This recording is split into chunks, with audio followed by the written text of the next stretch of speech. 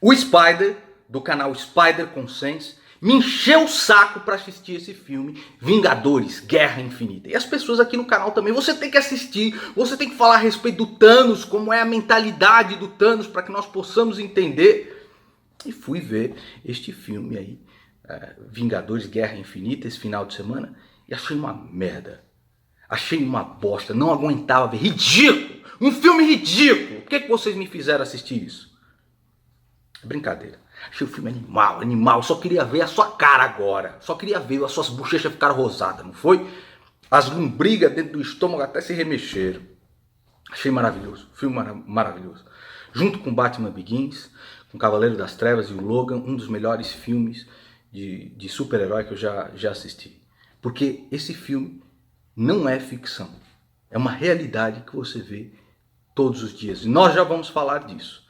Mas antes, você sabe, para aqueles que se inscreveram nesse canal, que ativaram as notificações, essa semana nós vamos fazer o inferno tremer.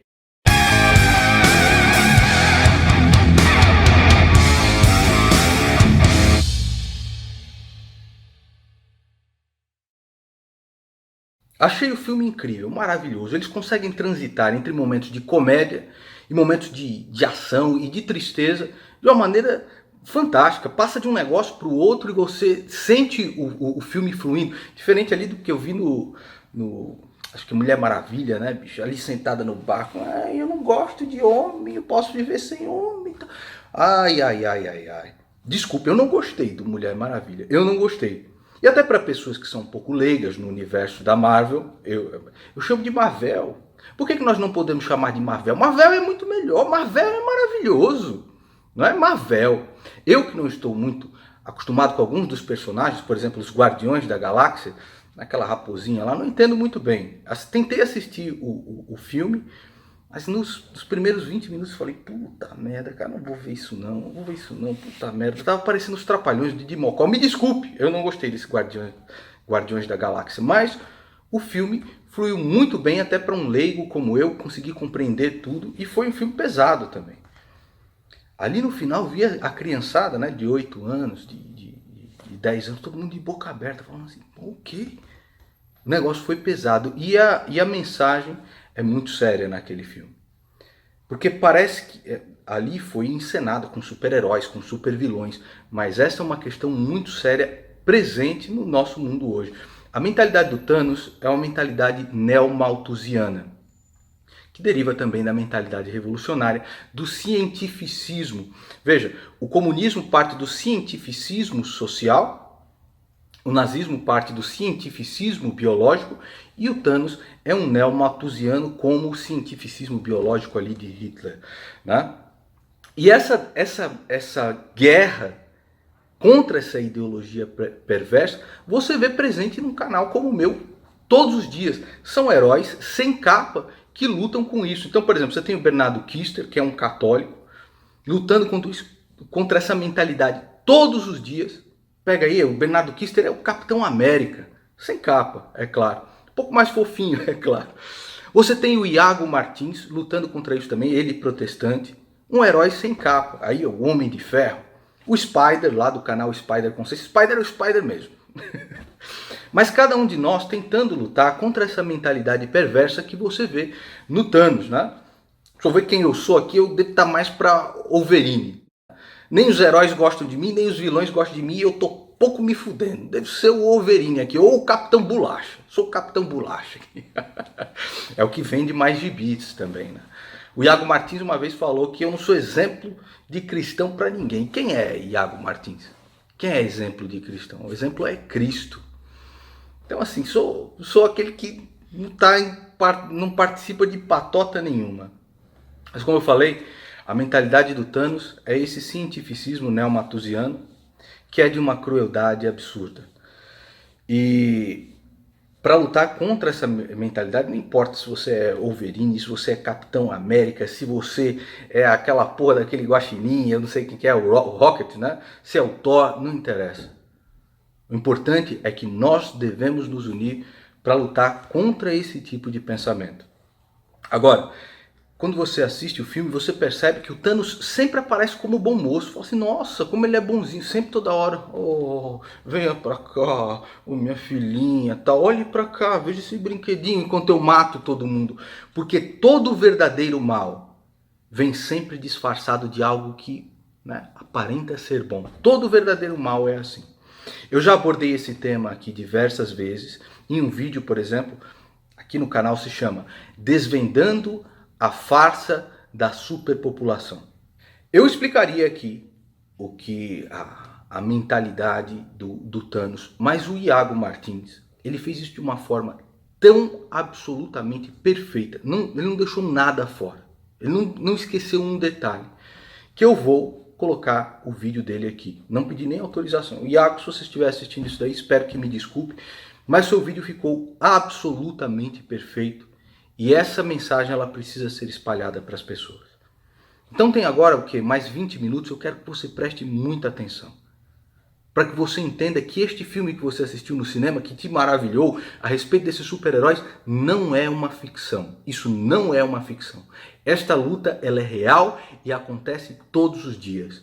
Então preste muita atenção nesse vídeo do Iago Martins que eu vou colocar agora para vocês. Não é um spoiler dizer que as motivações do Thanos no Guerra Infinita é destruir metade da população do universo. Isso tá dito nos trailers, isso tá dito no quadrinho. O que talvez seja um spoiler bem leve, se você for muito sensível você não vai gostar de ouvir isso, então esteja avisado, é que a motivação do Thanos em fazer isso muda dos quadrinhos para o filme. Nos quadrinhos, Thanos quer matar metade do universo porque ele quer impressionar o seu grande amor, a morte. Já no Vingadores Guerra Infinita, ele quer fazer isso porque ele deseja um universo mais sustentável. Thanos quer promover justiça pro mundo e ele quer fazer isso através de destruir metade da população do mundo. Ele quer matar as pessoas em busca de um bem maior. E é exatamente isso que faz de Thanos um vilão realmente assustador.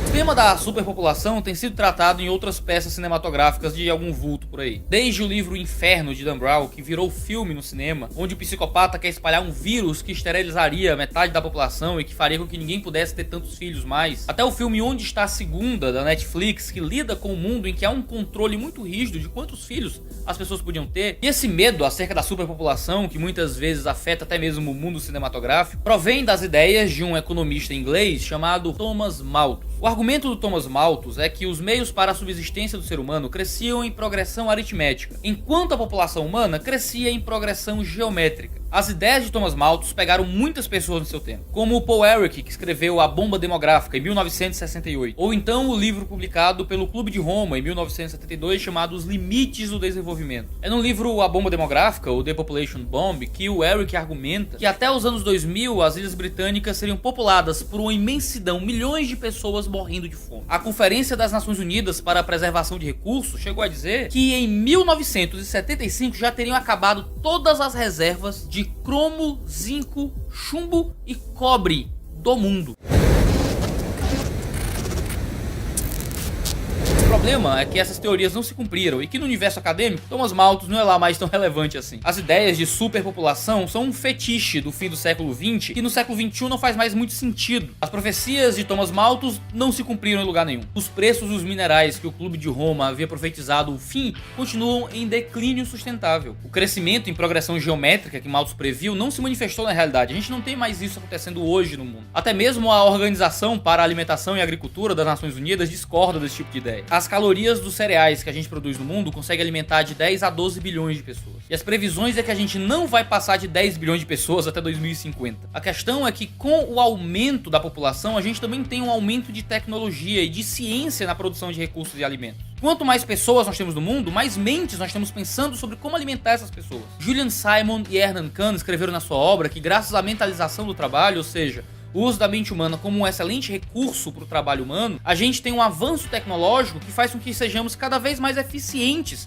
na produção de comida e de meios de subsistência para uma população cada vez maior. Nós precisamos de menos espaço, menos pessoas, menos recursos para alimentar cada vez mais pessoas. Sempre que os recursos parecem que vão acabar, a gente tem a mente humana sendo usada para criar novos meios de produzir mais. Ou seja, o que aconteceu em Titã, o planeta do Thanos, não é o que parece que vai acontecer na nossa própria realidade. Não vai faltar recursos enquanto não faltarem pessoas e inovação. Agora, a questão nem sempre para algumas pessoas é de superpopulação em termos de recurso, mas de superpopulação em termos de espaço, o que também é uma bobagem sem tamanho. Como estamos amontoados em grandes capitais, a gente ignora os grandes espaços vazios do planeta Terra. No Brasil, por exemplo, apenas 0,2% do nosso território é usado com pessoas e infraestrutura. Se toda a humanidade fosse para o estado do Amazonas, a densidade populacional seria menor que a de Curitiba. Nós vivemos em amontoados chamados cidades porque é muito conveniente. A gente tem mais tecnologia, a gente tem mais cooperação humana, a gente tem mais ajudas, a gente tem mais relacionamentos, a gente tem mais riqueza e mais facilidade. O livro O Triunfo da Cidade explica muito bem sobre como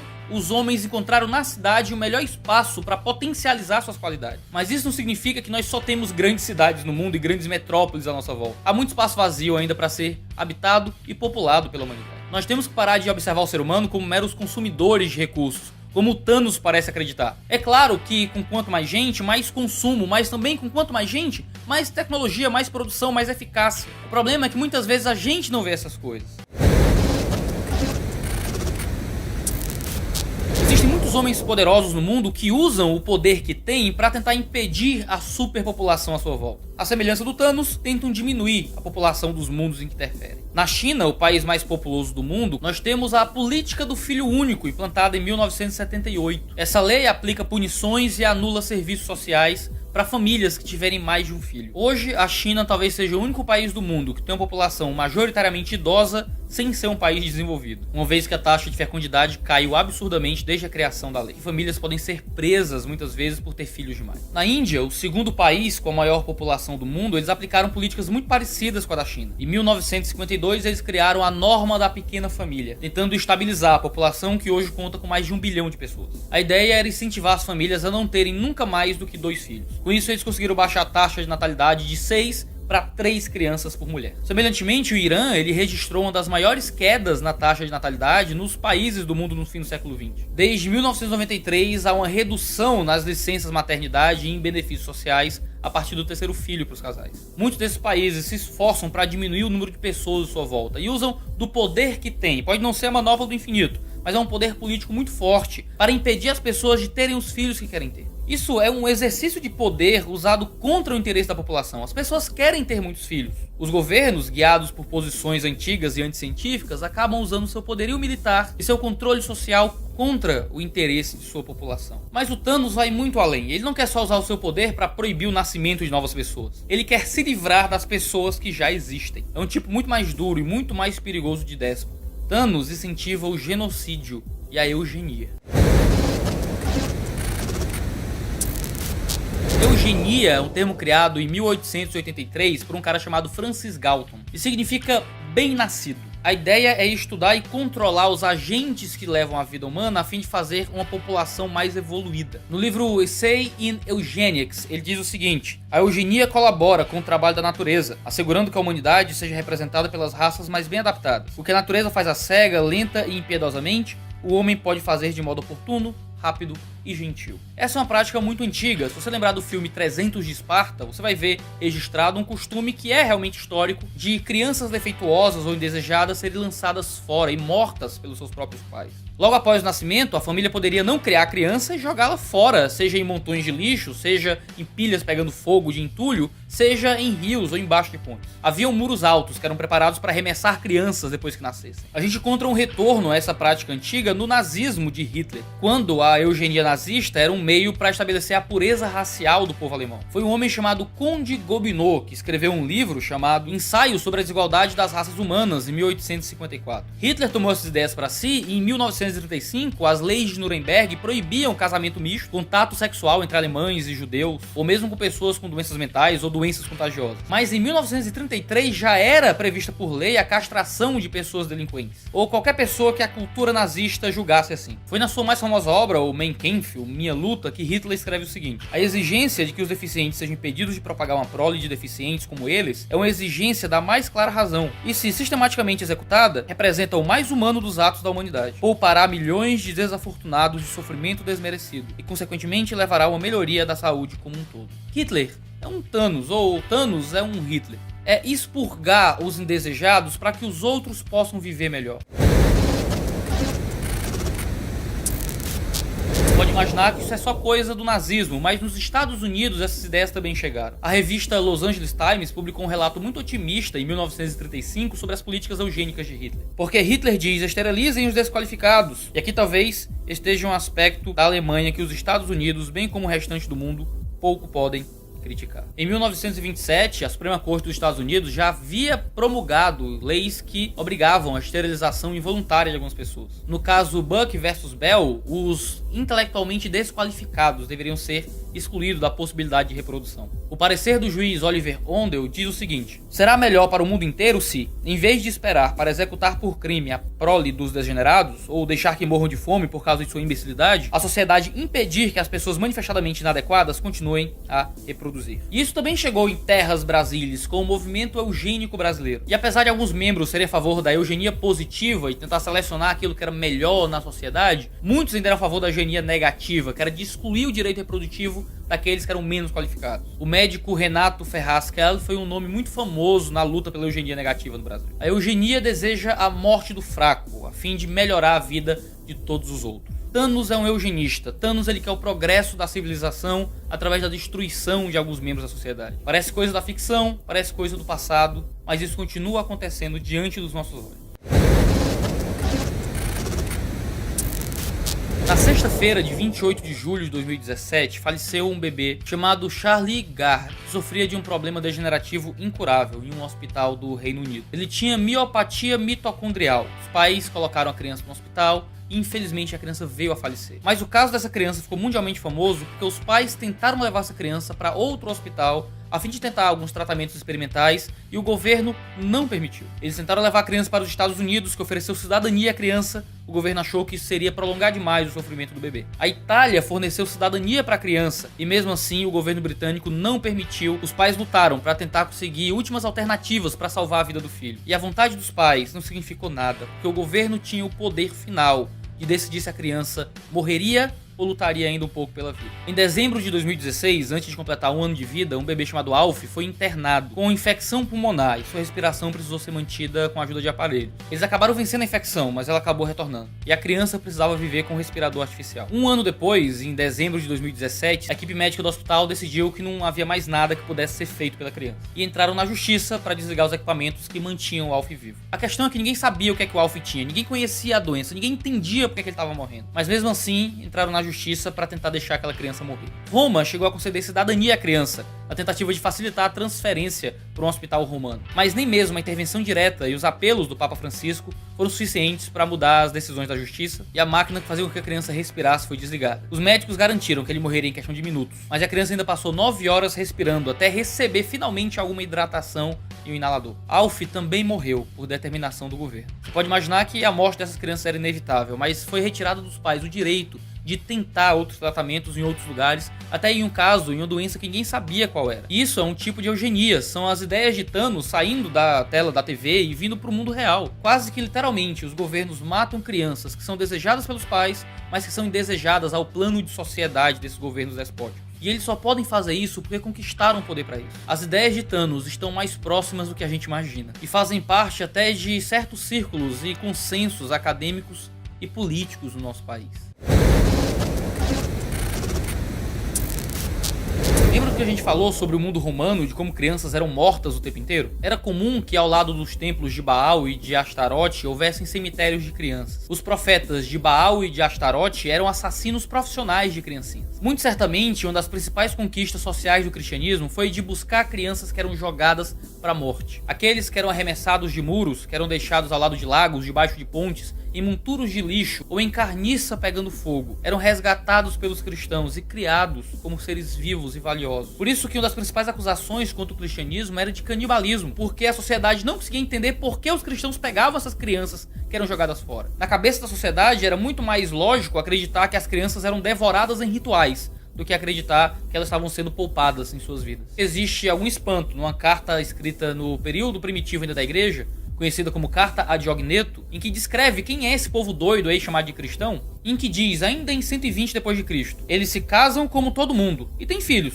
mas não destroem a sua prole. A não destruição da prole era uma característica do cristianismo que mudou as compreensões de toda a sociedade sobre o valor da vida humana, principalmente das crianças. George Grant, no Third Time Around, argumenta que antes do crescimento explosivo e penetrante da influência cristã medieval, a crueldade original do aborto, do infanticídio, do desamparo e do abandono faziam parte da vida cotidiana da Europa. Esse novo e notável consenso a favor da vida foi motivado por uma reforma cultural de proporções cósmicas. O cristianismo foi o responsável por dar valor à vida humana e dos fracos e dos oprimidos, em contraste com os interesses de homens poderosos que usariam, se pudessem, sua força, como usam em muitos contextos, para criar uma sociedade melhor, às custas da vida de outras pessoas. Margaret Sanger, que foi a criadora do Planned Parenthood, talvez o maior grupo pró-aborto do mundo hoje, publicou em 1922, no livro O Eixo da Civilização, as seguintes palavras: o problema mais urgente hoje é limitar e desencorajar a superfertilidade dos deficientes mentais e físicos. Mais crianças dos qualificados, menos dos desqualificados. Essa é a principal questão do controle de natalidade. Ideias antigas? Não. É por isso que o autor brasileiro Francisco Ratzo, nessa excelente obra Contra o Aborto, talvez o melhor livro que a gente tem em português contra a legalização da prática do aborto no mundo, ele descreve: o fato é que não existe nome adequado para isso, embora tentem chamar pelo eufemismo aborto terapêutico. E esse não passa de uma nova nomenclatura para uma velha fantasia eugênica. O ódio ao defeituoso, a aversão sistemática à imagem do sofrimento e o nobre sentimento de repulsa diante do risco de ter de perder o precioso tempo com aqueles que se tornarão um insuportável peso para as mães solteiras e para a sociedade, fazem da opção pelo aborto a única opção saudável para a explícita consciência higienista. A desgraça pode ser curada por meio desse gesto nobre de só dar à luz o que seja digno desse belo, justo e higiênico mundo em vias de ser concluído. Portanto, não deixe de ser um favor para o feto abortá-lo enquanto ele não passa de um pequeno saco de células degeneradas. Aqui, decididamente, não há lugar para os degenerados, os doentes e os tolos. É por isso que o diálogo entre o Capitão América e o Visão, que se repete 2 vezes no filme, mudando apenas o interlocutor, demonstra uma completa diferença daquilo que a gente encontra dentro do plano do Thanos. Para o Visão e para o Capitão América, nós não negociamos vidas. O Thanos está disposto a negociar vidas pelo bem maior da sociedade, enquanto para os nossos heróis, as vidas valem mais do que qualquer planejamento para o bem maior. Não faz sentido sacrificar vidas para melhorar a vida de ninguém. De que lado você está nessa história? O plano de Thanos é cruel. A adaptação do roteiro de Guerra Infinita, dos quadrinhos pro filme, é genial porque é aterradora. Ele se vê no direito de ser um genocida pelo bem dos outros. E no estalar de dedos, metade das vidas do universo morre. Isso é profundamente assustador, porque é profundamente atual. O mundo moderno também tem suas manoplas do infinito. E o poder político dá para alguns homens a força para, através de exercício de mãos, de assinar de canetas, mudar a vida de milhões de pessoas. Eles podem descriminalizar o assassinato de crianças. Eles podem criar métodos de eugenia. Eles podem fornecer o Sistema Único de Saúde para fazer aborto. Eles podem proibir que pais movam filhos para outros hospitais. O Congresso, o Senado, os ministros, os tribunais, os presidentes, em um mundo tão intervencionista como o nosso, possuem toda a força civil necessária para ser um Thanos do mundo real. Esse ano nós só vamos escolher quais são os Thanos que vão usar a manopla do infinito. A questão não é quem a gente coloca lá no fim das contas. A questão é o poder que é dado àqueles que estão lá. Porque basta uma canetada, basta um interesse pessoal, basta assumir ideias estranhas do século XX e temos liberado o aborto, o genocídio, a eugenia. Milhões de vidas podem morrer e basta que os políticos façam assim.